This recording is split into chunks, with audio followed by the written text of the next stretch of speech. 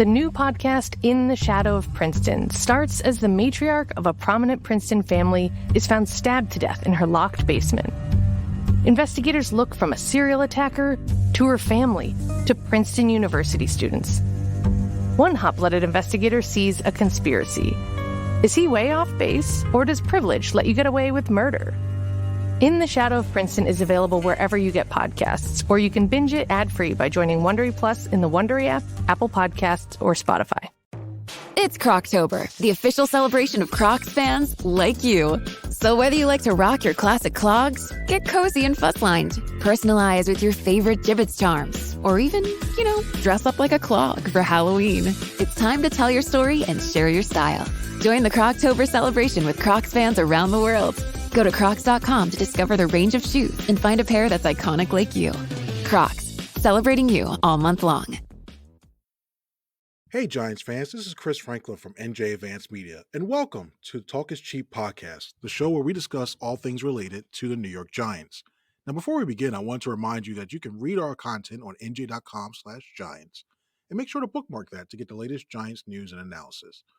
Well, it's another week and yet another loss for the Giants, who looked better offensively Monday night, but ultimately still lost to the Pittsburgh Steelers and dropping their record to 2-6. We'll get to some of the takeaways from that and preview their upcoming rematch against the division NFC East leading Washington Commanders. But first, let's talk to Giants beat reporter Darryl Slater. Darryl, how are you doing? I'm doing great, Chris. Good to be with you as always. It was fun, and it was good to see you back at the Eagles-Giants game. It was fun to actually see in person for all the people who follow podcasts. A lot of times we're out in different fields, and I'm recording from South Jersey. Darryl's recording from North Jersey, so it's good when you actually get to see some of your colleagues again and you talk and that instead of just like behind a computer. It was good to catch up and see some of the stuff, and yeah, man. And I feel, and then I get to feel the pressure that you guys get to have covering this team because, yeah, every week it just seems like something new with this team. And I guess we'll start out with this kickoff question. Before we get into the game itself, we'll talk us about something that involves Giants owner John Mara, who gave the dreaded vote of confidence to both GM Joe Schoen and head coach Brian Daboll. I want to get your reaction to this, Darryl. Do you think that was a good decision, especially to give that vote of confidence this early in the season? It was certainly kind of a strange thing, especially the way it happened. It was last Wednesday now. So we're talking here on Wednesday. And so it was a week ago, coming out of that debacle of a loss to the Eagles and Saquon Barkley, an embarrassing moment, no doubt, for John Mara and the Giants and Giants fans. And then he was at a documentary premiere about the documentaries about his father, of course, Wellington Mara. And afterwards, reporters went to talk to him, and he was asked a general question about the state of the Giants and, what do you think about where your team is at? And that's it, right? And pretty open-ended question. And then that's when he said, he said there won't be any in-season changes, and he doesn't, and the big quote here is anticipate making any changes after the season. Now, I'm sure that was meant to relieve pressure on Joe Schoen and Brian Daboll, especially in light of the Eagles game and Bill Belichick basically mocking Joe Schoen and his decisions. And so, out of character for Mara this early in the year. I mean, he's done similar things with Joe Judge. That was an anonymous leak to Adam Schefter that happened in December. And then there was the statement that came out in like November of the second year of Ben McAdoo, but that was kind of a limp statement. This was much stronger. It was much earlier. It was unprompted. And he basically came out and volunteered it, and it was in person in front of reporters to their faces. Now, does that mean that they will not fire either the GM or the coach after the season? No, it doesn't. It definitely doesn't. I mean, he left the door open for that to happen. Again, this team has 2 wins. If they finish 2-15, they're not bringing back the coach, and they're perhaps not bringing back the GM either.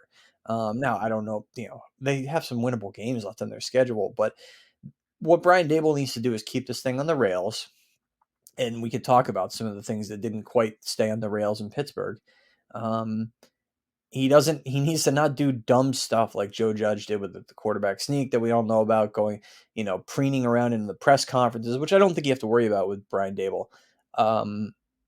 But he needs to not lose the locker room, and he needs to show that the players are still playing hard for him, which, again, there were some hiccups with that, at least with Deonte Banks on Monday night, and in the past couple weeks. And he needs to win some winnable games. I mean, that's the bottom line. He can't finish with 2-15 with however many losses in a row that would be. What? I guess they got to 2-3, right? So that would be 2-15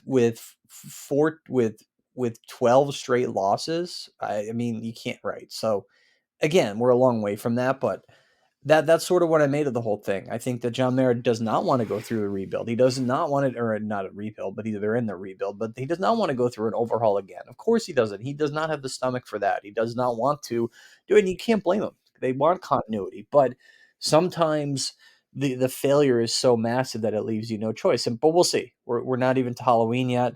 It's tomorrow, obviously. So that's what I make of all of it.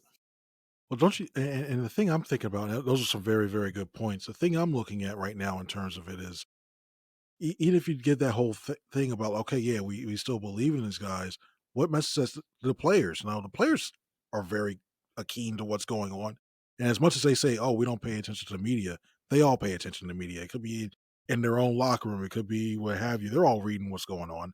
And you have a chance of losing these guys. If they really want Brian Dable gone, some of these guys may think, you know what, maybe we'll try as much. A lot of times they're trying to get their own tape out there, so if they're let go by a new coach or GM, they'll perform very well. But I still don't know. I have a lot of questions with this, and it's another. And I saw you wrote this as well too.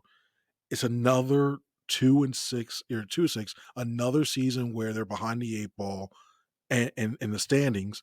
Another season where it looks like they're not going to be in the playoffs unless they make some miraculous run here. And if they do that out, I'll be willing to eat my shoe if they do make the playoffs after all this. But you look at this and just saying, like, aren't you worried about a culture of basically building a culture of losers if you worry about them continuing getting used to losing, because and in a way, it just reminds me of what happened with the Sixers and that they tried to process and they kept losing. And I think it's helped hinder them in learning how to win. Do you think the same situation could happen, especially when we have a young guy like Malik Neighbors around? Yeah, I mean, it's hard to say it's a winning culture right now because they've been losing so much. I mean, they had that magical 9-7-1 season in 2022. They started 7-2. Really, in the regular season, since that 7-2 start, Brian Dable has done pretty much nothing. They're like 10-21-1 since then. But more notably, I mean, and they finished that year, they won a playoff game, Minnesota. That's no small feat, especially considering how lackluster that Giants roster was. And then to go 6-11 last year, then 2-6 this year, and then not just 6-11, but to start 2-8, and now to start 2-6. And they have started, or they have reached the 8-game mark of now the 17-game schedule, so it's not an even split, but the 8-game mark of the season is essentially midseason. It used to officially be midseason, of course. So in 7 of the last 8 years, with the exception being 2022, they have had 2 wins or fewer. Some years they had 1 at the 8-game mark of the season. That is unfathomable. That is like, so they've started 2-6 or 1-7 basically. And then some years they started worse than that, right? I think, I have the list in front of me, but so yeah, it's been this way for a while. And I think John Mara needs, is looking at this and saying, well, why is this happening? Like, why do we keep losing? Is it because I'm not being patient enough? And that's, I think, the argument he is having internally with himself. And just to give you those numbers, 2-6 this year, 2-8 last year. This is what happened before they won their third or second game. So 2-6, 2-8 last year, the playoff year in 2022. Then in 2021, they were 2-6, and then they won a game. Then in 2020, they were 1-7 at the midpoint. Then in 19, they wound up going 2-11. In 2017, they were 2-13. In 2018, they were 1-7. Yeah, so I think he's saying here, look, I've fired the previous 3 coaches after 2 years each. Maybe I'm just not being patient enough. Maybe that's the issue. Maybe it is. To your point that you raised at the start of what you were just saying before, I don't think that Brian Dable has lost the locker room, and I think part of that is because he's not as much of a grinding type coach as Joe Judge, and he's more approachable than Joe Judge and Ben McAdoo, and so I don't think it's that. But again, they had their number 1 cornerback in twice in a 4-week span show terrible effort and there were no consequences for it going into the Monday night game in Pittsburgh. And then he performed poorly. I didn't really see any super poor effort, but Deonte Banks after 3 drives was benched, and now he'll start again. And so there's that. And then you had Dexter Lawrence on the sideline after that final, what wound up being the final drive for Banks, yelling at the defensive backs because they did a terrible job. And what was oddly not a touchdown. I'm sure you saw it. Like the fact that George, or was it Pickens or whoever it was, didn't get both feet in was weird, but that should have been a touchdown. So Dexter Lawrence was mad about that. So he was yelling at his teammates, and so he was telling them to try harder. I mean, and these are not good signs. And Brian Burns saying after the game, the team needs to grow up. I mean, these are not good signs. You got a third-year head coach, and you're 8 games into the season. So why is this? These are bad signs for Brian Daboll. I mean, I think if John Mara hadn't come out and given him that vote of confidence, that everyone will be sitting here right now wondering if this guy was going to get fired during the season. Like that's where we're at right now.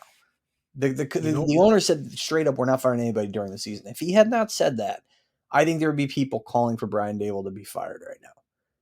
And so maybe that, look, congratulations, you're going to finish the season. That's where they're at right now, because I wrote it for this morning. It's still very much on the table that the GM and or the coach could get fired.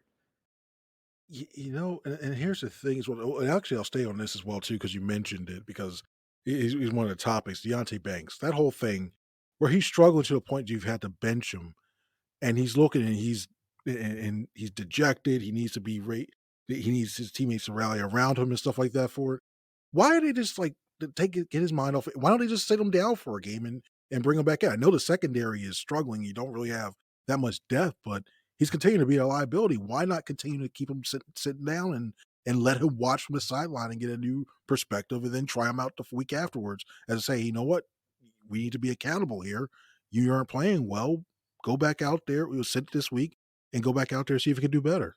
That's what they should have done going into the Pittsburgh game, because again, it's not just that you kind of hit it on the head there. It's not just that he had slacked off against, and he did. He slacked off against the Eagles. Everyone saw it. He didn't pursue properly against, or properly isn't even the right word. He didn't try hard to make a tackle. Let's just call it what it is on Jalen Hurts on the scramble, and then he did not chase aggressively enough against CeeDee Lamb in the Cowboy game week 4. So you think week 4, week 7, twice in a 4-week span. And Brian Daboll was asked, are you going to bench him? And he said, so the last Thursday, the defensive coordinator, Shane Bowen, new guy on the job, plays a lot of zone defense, probably not a great fit for Deonte Banks, right? He was more of a man coverage corner. And he was asked, are you going to bench this guy? And he said, well, he's going to play Monday. It's like, okay, so you're going to bench him? He said, well, he's going to play. So that's the defensive coordinator basically saying, we're thinking about benching this guy. And 5 minutes later, we asked Brian Daboll in his media session, oh, are you going to bench him? And he said, no, he's going to start. And Deonte Banks tells us later in the day he wasn't even. Now, the fine thing, I don't know if we can speak definitively on that, because I think there's stuff in the CBA about what teams can and can't fine players for. Anyway, but either way, Deonte Banks not benched for the Monday night game, and then he performs poorly when he was out there. Poor tackling, and that was the big issue. So that you're talking about a guy here who is, you drafted in the first round to be your number 1 corner. He had a 48 coverage grade last year in PFF. He's at 56 this year. So it's not just that he's had issues with effort. He's had issues with just like performing. Like you could even make the case that, like, even if he didn't have these issues with effort, you'd be like, is this guy a bust?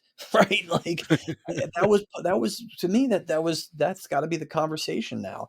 And so yeah, I would think if they hadn't had the issues with attrition at cornerback, like the injuries to Adoree Jackson and Cordell Flott going into that Pittsburgh trip, neither of those guys played. Flott, of course, is the starter across from Banks. Then yes, they would have done exactly what you said. I bet you they would have benched him if they hadn't had Cordell Flott dealing with his groin injury going into that game, Adoree Jackson dealing with his neck injury going into that game. Now it looks like they're going to get at least, I think, Cordell Flott back this week. So yes, anyway, I think that's sort of where they're at. I mean, they need to, his coaching staff needs to win games, and they're probably looking at it saying like, yeah, it would be great to ideally bench this kid, but who are we going to put out there? I mean, you saw who they put out there when they benched him, Greg Stroman. Like, no, I mean, who? Like, I mean, they don't trust Trey Hawkins, obviously. He's 6th-round pick last year or whatever, 5th-round pick, whatever he was. I mean, he's a backup, right? So, like, yeah, so that would be my best educated guess on why they played things the way they did, and I think it made Brian Daboll look bad. But it's not like Deonte Banks, like, I guess in Daboll's eyes, Banks had some issues with tackling, and he slacked off perhaps on that drive, or maybe it was just performance. Of course, Daboll didn't say much of anything about it afterwards, but yeah, they think that they can get Deonte Banks back on track. I think if they can just get the kid playing hard consistently and putting consistent effort into tackling and being focused, you're not going to expect him to go out next week and become Darrell Revis. That's not happening. Like, so yeah, but he gets his pal Terry McLaurin this week. He loves playing against Terry McLaurin. Deonte Banks does. Always likes playing against the Commanders because he grew up in Baltimore area. So maybe he'll be motivated to play well this week. Which is sad because you should be motivated every week, and the fact Yeah, that you I'm only using get that as a motivated. term of Yeah, phrase, but yeah. yeah, I got you. Yeah, but you're looking at that like, oh, scary Terry, great job. If he has to be the one that gets you to going, yeah, it's kind of scary on that. Now we're going to go to the other side of the ball in the offense, and I gotta say, when you look up, they did a lot better against the Steelers. 396 yards of total offense. You had Darius Slayton had 108 yards catching. Overall, why did you think the offense looked a lot better than we've seen it in weeks past? Yeah, but I mean, Chris, I would note too, they had one touchdown. They had Yeah. one they had one touchdown, they scored 18 points. They had one touchdown and 4 field goals. I understand, I totally get what you're saying, but that just speaks to what a low bar it is. What a low bar. I mean, when we're just like looking at it, be like, well, they gained a lot of yards, and they did, but they're the worst red zone offense in the NFL. They entered the game with the worst red zone offense in the NFL. And right now they are, I'll look it up as we're talking here. It doesn't take me long. I've gone to this NFL GSIS site, which I don't think people can access this, but they're currently the worst. They were tied for the worst going into the game. They're dead last. Their red zone percentage, which is the percentage of times they score touchdowns when they get to the red zone, not score field goals, just score touchdowns, right? So say you get to the red zone 10 times in a game or whatever, for argument's sake, and you score 5 touchdowns, your percentage is 50%, right? So the top percentage in the league right now is the Ravens. They're at 75%. They score touchdowns 75% of the time they get into the red zone. The Giants are at 36%. The next worst team is Dallas at 42. They are by far the worst red zone offense in the NFL. And that's it. That's what it comes down to, is scoring points. That is really it. And you don't get extra points for bonus points for like a good yardage game. And yeah, they moved the ball well, but they were poor in the red zone again. Now look at the red zone. They were 0-3. Now the Steelers are 0-4. But look, I mean, the Steelers got that special teams punt return touchdown, right? So the Giants have to. I think I said this to somebody in a radio interview the day of the game. For the Giants, with the way their offense is right now, and the way it is a disaster without Andrew Thomas. They needed their defense to now. I said this. I said, well, they need their defense to put them in a position where they have easy points, or they need a defensive or special team score. Now they didn't get a defensive or special team score, but they did get their they did get their defense putting them in position, as we all know and we all saw, to get easy points.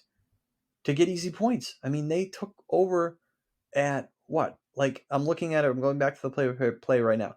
They took over down 8 points at the Pittsburgh 37-yard line with 4.5 minutes left in the game after the fumble. I mean, that forced fumble by Bobby Okereke, right? I guess, or Mike McFadden, whoever forced it. Okereke recovers.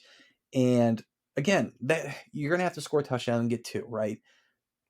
They wound up getting to what? They got to the freaking 19. They gained what? 18 yards. They had 3rd and 7 at the 19. Okay, so at that point, on that play, even if Daniel Jones doesn't get strip sacked, do you trust the Giants? But again, okay, do you trust them to pick up 3rd and 7? It really doesn't matter because you're going to go for it on 4th down anyway. right? So say you get 3 yards and then you're looking at 4th and 4. Okay, then all you need is just 4 more yards to keep things moving because at that point there's 3 minutes left in the game.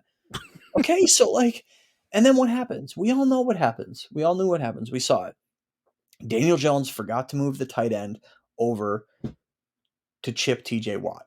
Strip sack, game over, effectively over. I mean, they did have one last ditch drive, and they actually got in decent position. They moved the ball. They got all the way from their own 7 with a minute 53 left to 2nd and 10 at the Pittsburgh 35 with 34 seconds left. Now, okay, fine. They did a good job moving. Were they going to score a touchdown and get 2? No, probably not. But then he threw a pick, right? So, but again, the stuff with Daniel Jones about like just these brain fart moments and the inability to process, along with his shortcomings in terms of accuracy and whatever, it just all goes back to this guy is gone. He is finished with the Giants. I mean, you heard it after the game where Brian Daboll basically he slowly dripped out the reasons what happened on that Watt play, right? And I wouldn't say he threw his quarterback under the bus because he did praise him and whatever, but you could just tell from the tone. He talked about how hard Daniel Jones tried. No one wants it more, but he did say that Daniel Jones screwed up on the play. And you could just tell from his tone, this is a coach who is done with his quarterback. And by the way, they were on Hard Knocks trying to publicly divorce him, like in the draft. Let's not forget this. I mean, this should be shouted from the heavens. I mean, so yeah, so their offense remains limited, even though they did do some better things in Pittsburgh. They've been so bad that it would have been impossible for them to not do some better things. But yeah, no, their red zone's a disaster, and their decision making by their quarterback in a big spot is a disaster. Not bad. It's not good things going on right now in terms of that.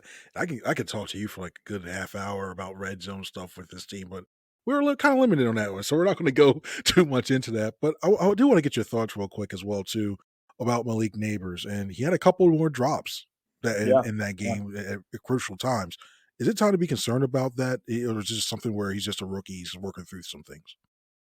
Not just drops, but remember too, in the Steeler game, he had on the Giants were going to go up, and I have such a bad memory for this that I have to go back and look at the play by play. There it is. Okay, so the Giants, the game was 6-3. Pittsburgh was leading. Again, this is early in the game. This is early in the second quarter. Giants had a chance to score a touch, and they did score a touchdown, right? And so there was going to be 10-6 Giants leading with very early in the second quarter, right?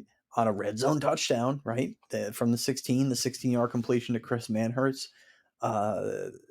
And it was nullified because Malik Neighbors wasn't set when the ball was snapped. I mean, the most basic thing, right? As a receiver, just be set when the ball is snapped. It's not like the offensive lineman jumped off false start or whatever.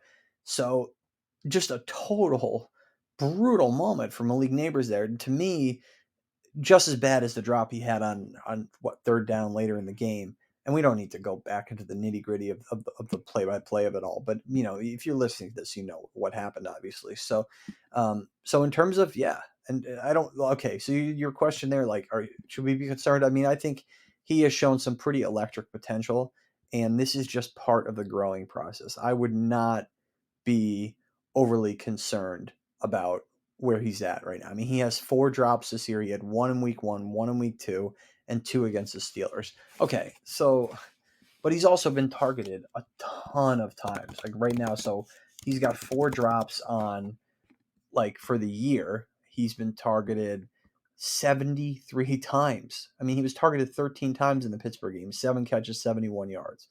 He had a quiet game against the Eagles, come back from the concussion, 8 targets, 4 catches, 41 yards.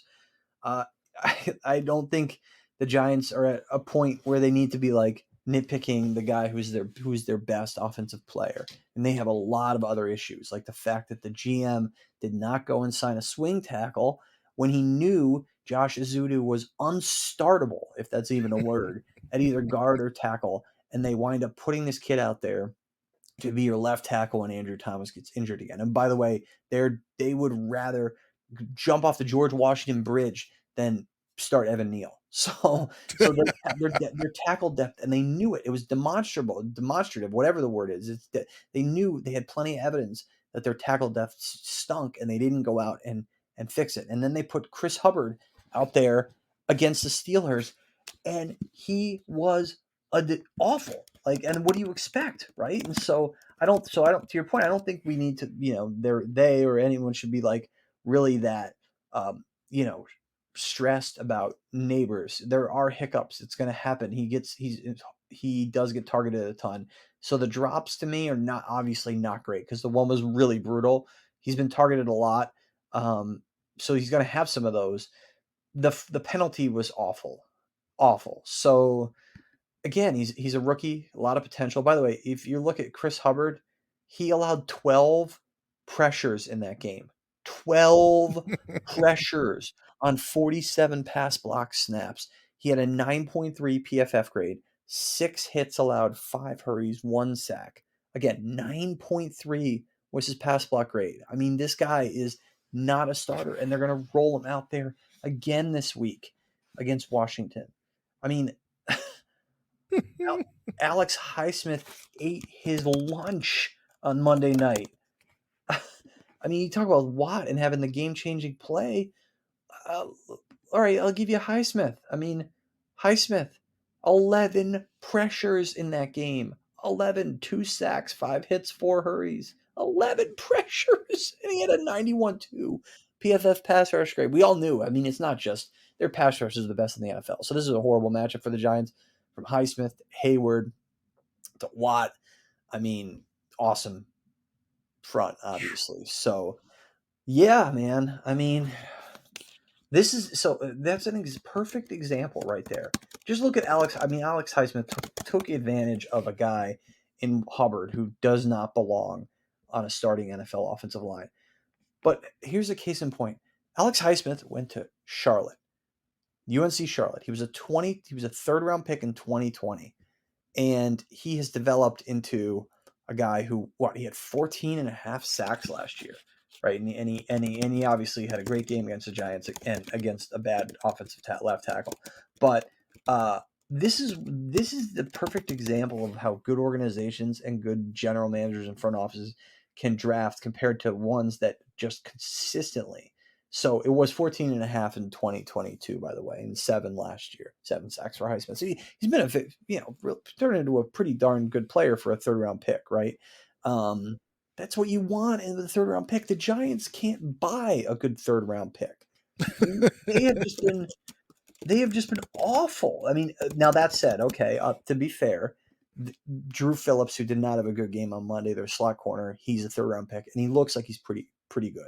So Joe Schoen has gotten this draft, like he's done a pretty good job. I mean, but again, it gets back to his first 2 drafts.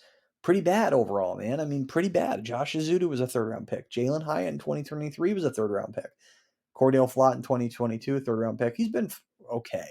So the best GMs can hit on those borderline premium, borderline mid-round picks. And the Giants haven't hit on those picks in a really long time at a consistent level. You even go back to 2021. Who was the 3rd round pick for the Giants 2021? Aaron Robinson. Who was their 3rd round pick in 2020? Matt Parrott. These guys are out of the league. I mean, O'Shane Zimenez in 2019. Lorenzo Carter in 2018. And BJ Hill, by the way, 2018, who they traded away for Billy Price. I mean, so you want to know why the Giants have had this many years where they have 2 wins or fewer at the midpoint of the season? That's a big reason why right there. Can't keep missing on top 100 picks. You just can't do that overall. Exactly. You're seeing it. You're seeing the what happens when you do miss it consistently. Not everybody's going to hit on them, but Matt Parrott is not out of the league. Okay, so Matt Parrott is actually with the Broncos, but but you can't keep missing on these mid-round picks. Aaron Robinson is out of the league. Just to correct myself there, but anyway, sorry. No, it was good. I like when you're on rants like this. This is fun to listen to. I like this. I hope everybody who's listening to this is enjoying as well too. It's I mean, it's real fun. I feel like I am going to write something for later in the week about. I feel like I've written this so much, but just Joe Schoen deserves a lot of blame here for the way and any reasonable fan knows this, for the way these losses have piled up, because it is it's an X's and O's thing, but it's also a Jimmy's and Joe's game too, right? Who are the players out there? And Aaron Robinson's not his fault. Matt Parrott is not his fault. Okay, we get that, but it's the same thing with the offensive line. He inherited a mess when it came to the mid-round drafting, and he has not done enough to fix it. Okay, again, even though Drew Phillips is pretty good, he inherited a mess with the O-line. He has not done enough to fix it. So, for all the hopes that this GM would be better than Dave Gettleman in the areas where Gettleman was weak, nope, hasn't happened. Nope, not at all. Not at all. Now, I'm not even going to ask you if you think that the Giants are going to defeat the Commanders, because I don't want you to be short. Like, like, what are you thinking, Chris? Like, no, but it's a division. It's a division game. Could be close. Who knows? We'll wait and see on that. But what's something that you saw from that first game against the Commanders that you think the Giants could exploit and have success with, if anything? Yeah, look, I mean, I think Jayden Daniels is a different guy now than he was then. I mean, he had a pretty good game in that game. They were able to sack him 5 times, but he was very efficient, 23, 29, 226. No touchdowns, but also no picks. He's 5 sacks, and he had a 99 quarterback rating, which is pretty good. The big issue for them in that game was something that's been an issue for them all year, and that's the run defense. Brian Robinson went right through him. 17 carries, 133, 7.8 a carry. By the way, you saw what Saquon Barkley did. I mean, Brian Robinson is a pretty darn good back. He's not Barkley, but if people want to relive the Barkley rushing numbers alone, 176 on the ground for 10.4. I mean, this Giant defense has had so many issues against. I know you just asked what they did well in that game. So, but to your No, point, it's great. they need to they what they did well was they actually limited a really good quarterback. They limited a really good quarterback, and so the reason they didn't win the game is because of their run defense. And also, well, again, their offensive ineptitude was the reason they didn't win the game. But on that last drive against Washington, remember Brian Robinson right down the field on him. So they need to do a good job against McLaurin, which they did. He had 22 in the first game, and they did a fine job on Jayden Daniels. So do that again, but also just be competent against the run. Just be competent. Don't allow 133 to Brian Robinson, and you can't win allowing the production they did out of Barkley. But as far as the run defense against the Steelers, I mean, Najee Harris, 114, 6 per carry. Jaylen Warren, 46, 5.1 per carry. Giants allowed, if you throw in Russ Wilson there, 5.4 a carry because he had 7 yards. But yeah, I mean, their run defense has to be better. I mean, and I looked this up the other day. I'm shocked that they're 19th in PFF in run defense. That seems weird to me. I don't know why, because their numbers have been awful. Now, I'm sure there have been other games where they balanced it out, but when they've been bad against the run, they have been really, really bad. And so, to me, like, if they can play the way they did against Daniels in the first game, and the thing to remember too is, like, that was his second ever NFL game. Like, I don't think he's the same guy now. Like, he is developing exponentially every week. I mean, you're talking about now they are 6-2, right? So this is his 9th game, and that was his second game. I mean, you're seeing this kid like sprout up, like, I don't, like, a weed wouldn't be the right word, but like, like, just really fast growth, whatever the metaphor for that would be. Like, he's really just blossoming super quick, and he's getting what seems to be like leaps and bounds, like, weeks plus better every week. You know what I mean? Like, he's had now, so it's not just like, oh, here's another game worth of experience, and that's true, but like, it feels every week like he's had three weeks worth of improvement, right? And so now they played the Panthers and they crushed the Panthers, and the Panthers are basically a AAA team. He had the Hail Mary to beat the Bears. If they don't have that, then they lose that game. And remember, they only had I'm looking. They won the game 18-15, so it's not like their offense lit it up in that game. So I think, are they Is Washington a beatable team for the Giants? Like, I suppose, yeah. I think it's possible. I mean, so they had 12 points before the Hail Mary. 12. All right, and that's a Giants like offensive performance. Like, I mean, and I think they were, yeah, they had a field goal, a field goal, a field goal, a field goal.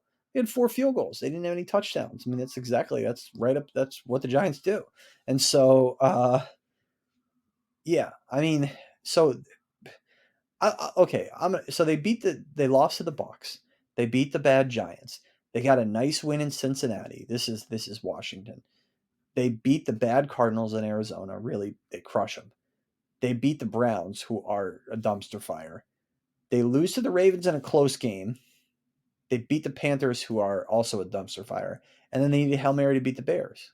Okay, like I'm like I think they're really good, and I think he's really I think he's really good, the quarterback. I think Dan their team has got certainly a ton of potential, but like again, they're only favored by 4 points in this game actually. So I think that kind of tells you a little bit about like maybe Vegas isn't fully sold on them, because if you think a 6-2 game, 6-2 team, 2-6. Now, granted, the Giants being a home team get 3 points of credit for that, so maybe that it's really a 7 point margin on a neutral field. But um, I would not be surprised if the Giants won this game. I know that sounds crazy, but when you look at it, Whoa. I wouldn't be surprised. I think if they win close. That's the only way they can win. I mean, um, but I do think that there is blowout potential if they can't stop the run. Yeah, I'm shocked. I know it's like that, but I'm thinking, see how I look at this. I'm Shane Bowen. I'm really looking at what Matt Eberflus and the Bears did. Yeah, Basically, mixing a lot of coverage, using that defensive line to your advantage. They can't let him get 5-6 seconds throwing the ball, and they can't let him escape the pocket. Maybe this might be one of those games where you must rush him in a bit, meaning that you don't necessarily go after him and try to get the sack, but you fill up the holes to keep him in the pocket, and you just try to obstruct his view and make him try to beat you from there. I think that's mm, probably the best good way point. because we see all those unscheduled plays that he has, his ability to roll out and buy time.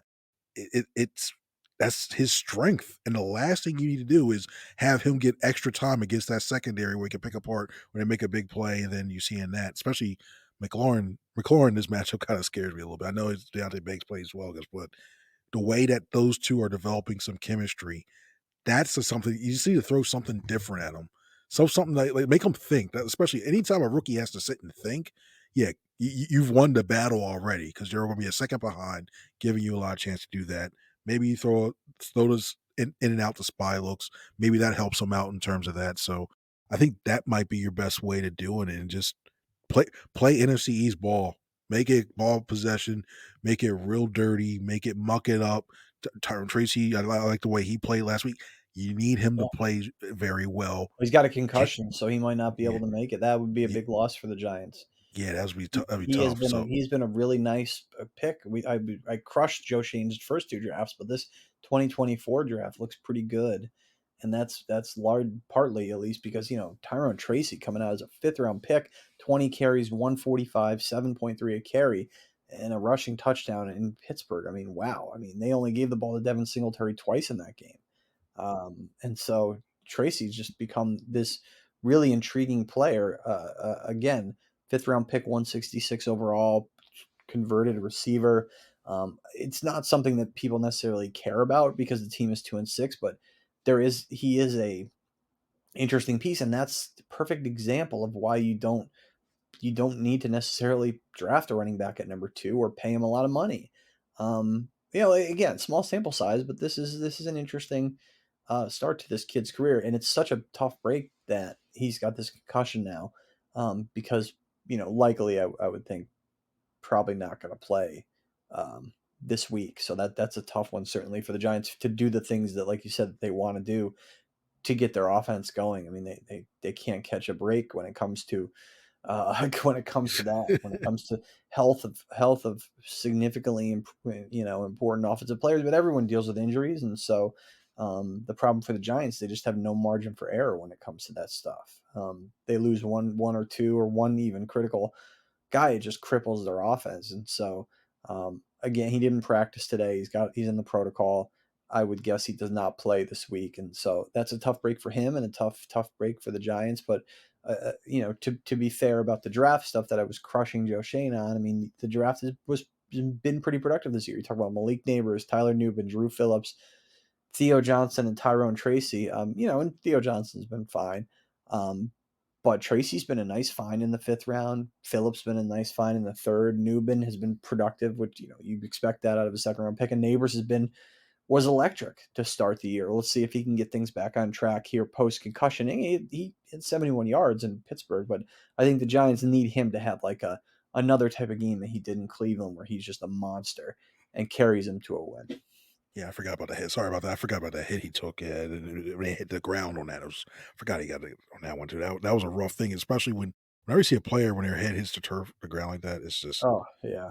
You worry about that, and here's hoping to a speedy recovery, because those head injuries are nothing to play around with. But you look at that and you still they have a shot. Just muck it up, and make it ugly. But yeah, I'm hoping the next time I talk to you, they're not like 2-8, 2-7, 2-8, what have you, and all that stuff, and going to Munich and all that stuff. But yeah, it'll be fun times. Well, Darryl, I appreciate you. Thank you so much once again for being on here on this Talk is Cheap podcast. It's great talking to you again, and great providing great insight. Make sure to continue to read Darryl's stuff on NJ.com/Giants. He and Ryan Novozinski will have all the news coming out of the Giants' upcoming game against the Commanders. If it does well, if it doesn't do well, in terms of will we see them in the win column anytime soon, they'll have all that stuff. So for Darryl, I'm Chris. Everybody have a good night. See ya.